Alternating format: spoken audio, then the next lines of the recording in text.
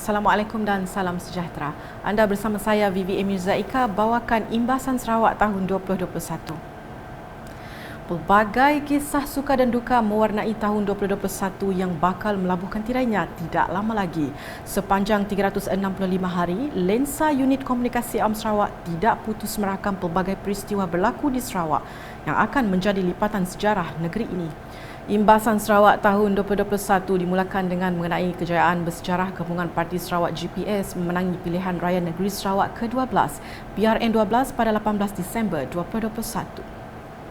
Setelah tertangguh selama 6 bulan, susulan pengisytiharan proklamasi darurat oleh Yang di-Pertuan Agong Al-Sultan Abdullah Riayatuddin Al-Mustafa Billah Shah bagi membendung penularan wabak COVID-19, proses demokrasi akhirnya dilaksanakan di Sarawak. Berbeza seperti sebelumnya, PRN ke-12 diadakan dengan pematuhan ketat prosedur operasi standard SOP untuk mengelak penularan semula wabak COVID-19. Pada pilihan raya kali ini, GPS yang membuat penampilan sulung dalam pilihan raya negeri Sarawak berjaya memenangi 76 dari 82 kerusi yang dipertandingkan. Gabungan 4 parti di bawah GPS iaitu Parti Pesaka Bumi Putra Bersatu PBB, Parti Bersatu Rakyat Sarawak SUPP, Parti Rakyat Sarawak PRS dan Parti Demokratik Progresif PDP cemerlang apabila memadam rekod 72 kerusi dimenangi Barisan Nasional BN pada PRN Sarawak ke-11 pada 2016. Mandat besar itu sekaligus membuktikan kepimpinan serta dasar yang diperjuangkan Ketua Menteri yang juga pengerusi GPS Datuk Patinggi Tan Sri Dr. Abang Abdul Rahman Zohari Tun Datuk Abang Openg mendapat kepercayaan dan diterima baik oleh rakyat di negeri Sarawak. PRN kali ini turut melakar sejarah apabila Ketua Menteri Datuk Patinggi Tan Sri Abang Zohari mengambil keputusan untuk bertanding di kerusi Dewan Undangan Negeri DUN N26 Gedung bagi menggantikan Datuk Naruddin Majais. Ia keputusan yang tepat apabila Ketua Menteri berjaya memenangi kerusi gedung dengan memperolehi 4,310 undi berkelebihan 3,607 majoriti untuk menewaskan 3 calon pembangkang dari Parti Sarawak Bersatu, Parti Bumi Kenyalang dan Parti Amanah Negara. Saya rasakan bahawa kemenangan ini adalah kemenangan rakyat Sarawak. Khususnya dalam meletakkan Sarawak sebagai sama rata dengan Semenanjung Malaysia, iaitu regional partnership dalam Malaysia, di mana rakyat telah memberi mandat kepada kita Sarawak diutamakan Sarawak first. Kedua, rakyat memberi isyarat bahawa kestabilan politik adalah penting bagi kita meneruskan usaha pembangunan di bumi Kenyalang yang bertuah ini. Sejurus selepas meraihkan kemenangan bersejarah itu, Datuk Patinggi Tan Sri Dr. Abang Abdul Rahman Zohari mengangkat sumpah sebagai Ketua Menteri Sarawak ke-7 di hadapan Tuan Yang Terutama TYT Yang di-Pertuan Negeri Sarawak Tun Pehin Sri Abdul Taib Mahmud di Astana Negeri Petrajaya. Pada 30 Disember 2021, Ketua Menteri Sarawak, Datuk Patinggi Tan Sri Abang Zohari telah mengumumkan senarai Kabinet Baharu Negeri Sarawak yang dibarisi seramai 10 Menteri Penuh dan 26 Menteri Muda. Menurut Ketua Menteri, pembentukan Kabinet Baharu ini berpandukan kepada strategi pembangunan pasca COVID-19 PCDS 2030 untuk mencapai visi menjadikan Sarawak negeri berpendapatan tinggi menjelang 2030. Kabinet kali ini menyaksikan Datuk Seri Profesor Dr. Sim Kui Hian menyertai Datuk Ahmad Douglas Ugah Embas dan Datuk Ahmad Awang Tengah Ali Hassan sebagai Timbalan Ketua Menteri. Manakala seramai 12 muka baharu diperkenalkan memegang jawatan Menteri Muda. Tambah Ketua Menteri lagi, prestasi Kabinet ini akan dinilai dan dianalisis menjelang suku pertama 2022 untuk mengambil langkah yang perlu bagi meningkatkan hasil perkhidmatan yang lebih berkesan pada masa akan datang. Berikut senarai penuh Menteri dan Menteri Muda Kabinet Baharu Sarawak.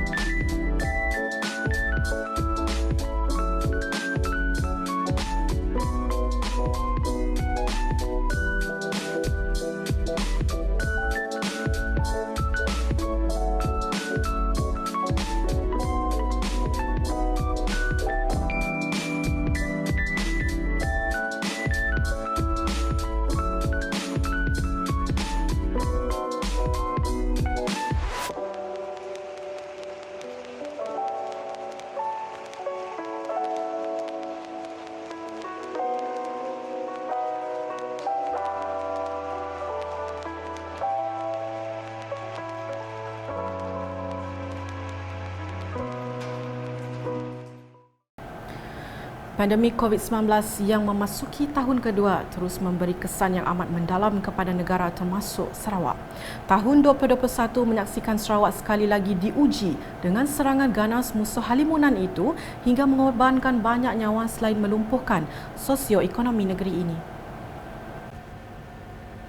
Penularan varian baru seperti Delta dan Beta menyumbang lonjakan mendadak kes di Sarawak hingga pada satu ketika menjadi penyumbang tertinggi kes di Malaysia dengan 5,291 kes yang direkodkan pada 12 September 2021. Bagaimanapun, situasi membimbangkan ini kembali pulih dengan hanya mencatat 2 angka pada penghujung tahun 2021. Penurunan kes ini hasil pelbagai usaha dan inisiatif dilaksanakan Kerajaan Sarawak dengan menggunakan kuasa sendiri berlandaskan perlembagaan untuk membuat keputusan yang sesuai dengan keadaan di wilayah ini agar lebih praktikal dan berkesan dalam menangani wabak berkenaan.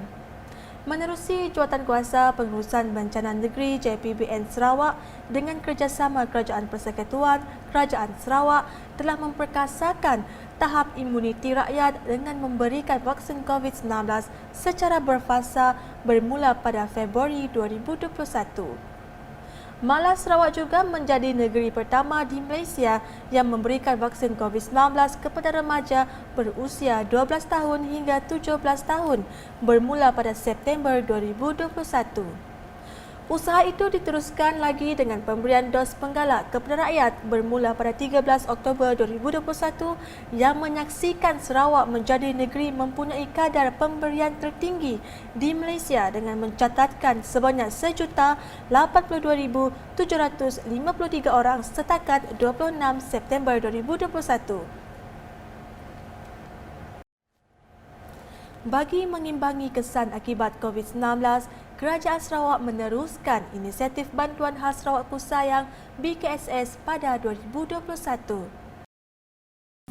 Sebab itu, Kerajaan Peringkat Negeri Sarawak telah mengenal pasti bantuan yang kita namakan pakej bantuan khas Sarawak Kusayang. Sejak dilancarkan pada 2020, Kerajaan Sarawak telah membelanjakan lebih 5.3 bilion ringgit untuk melaksanakan BKSS 1.0 hingga 7.0 yang melibatkan 8 pakej dan 30 inisiatif untuk membantu rakyat negeri ini yang terkesan. Kerajaan Sarawak juga meneruskan BKSS 8.0 pada tahun 2022 dengan peruntukan sebanyak 285.47 juta ringgit.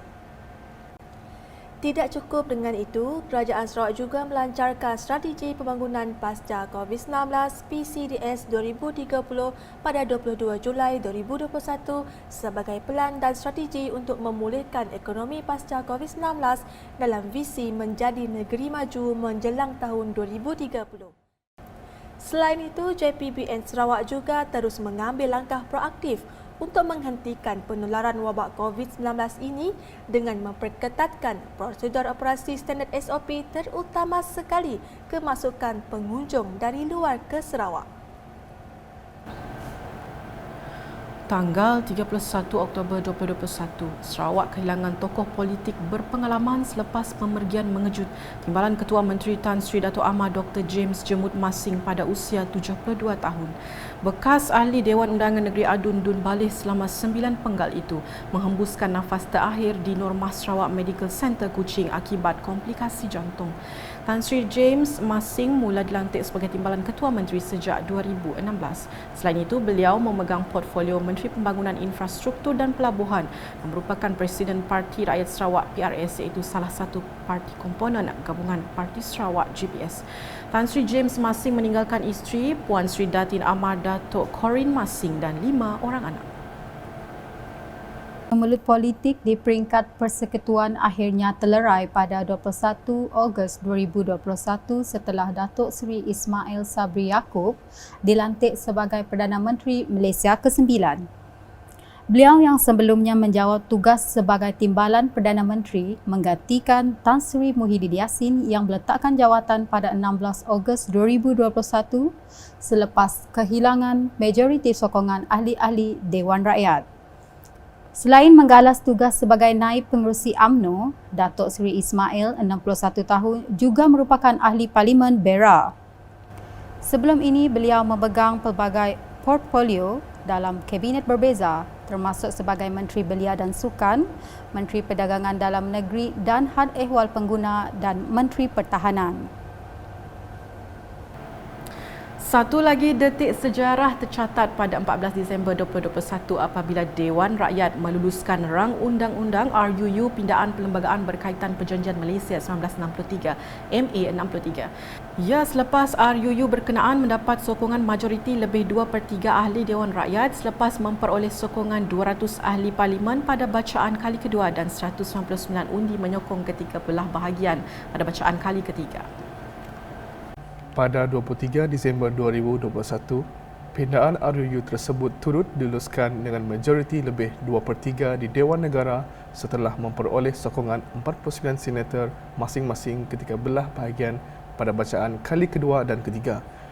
Dengan kelulusan pindaan RUU berkenaan, ia memberi pengiktirafan kepada tuntutan dan status istimewa Sabah serta Sarawak apabila membentuk Malaysia dalam Perlembagaan Persekutuan. Perdana Menteri Datuk Seri Ismail Sabri Yaakob berkata, sokongan majoriti terhadap pindaan RUU berkenaan membuktikan bukti semangat kesatuan dalam perbezaan dengan berharap keluarga Malaysia di Sabah dan Sarawak mendapat manfaat serta kebaikannya.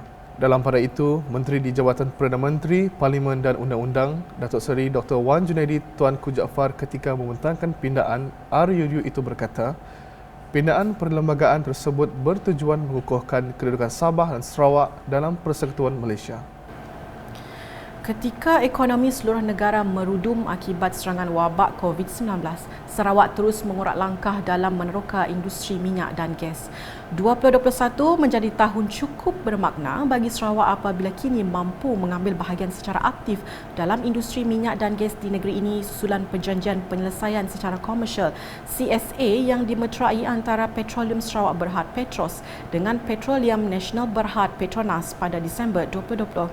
Menurut Ketua Menteri Datuk Patinggi Tan Sri Abang Zohari, Sarawak sudah mempunyai kawalan penuh terhadap sumber minyak dan gasnya di daratan berdasarkan Ordinan Pelombongan Minyak 1958 OMO 58. Ini dibuktikan apabila Petros telah memberi anugerah kepada syarikat yang berjaya untuk meneroka medan minyak di daratan berdekatan Miri dan Marudi.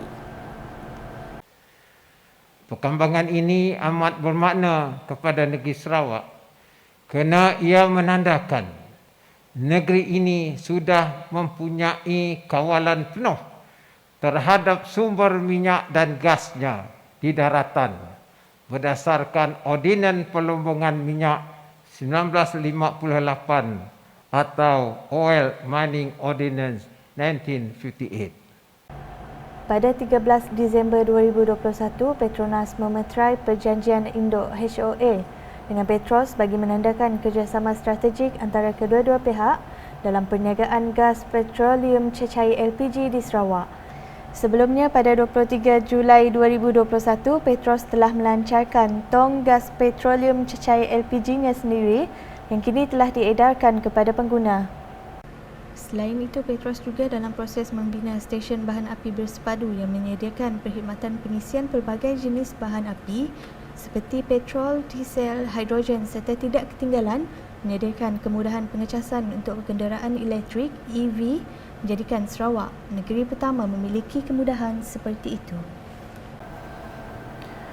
2021 juga meninggalkan detik manis dalam arena sukan di Sarawak menyaksikan beberapa kejayaan di lakar atlet bumi kenyalang pada kejohanan peringkat tempatan mahupun dunia. Paling mencuri tumpuan tentunya kejayaan Boni Gustin Bunyau yang berjaya menyumbang pingat emas negara dalam tamasya Sukan Paralimpik Tokyo 2020. Meskipun baru membuat kemunculan pertama di pentas terulung itu, atlet powerlifting itu nyata bukan tandingan apabila bukan sahaja menggondol emas dalam acara tersebut, malah memecah rekod dunia dengan angkatan seberat 228 kg. Rakan sepasukan Boni, Jong Yiki, turut membanggakan negara apabila berjaya meraih pingat perak dalam acara sama.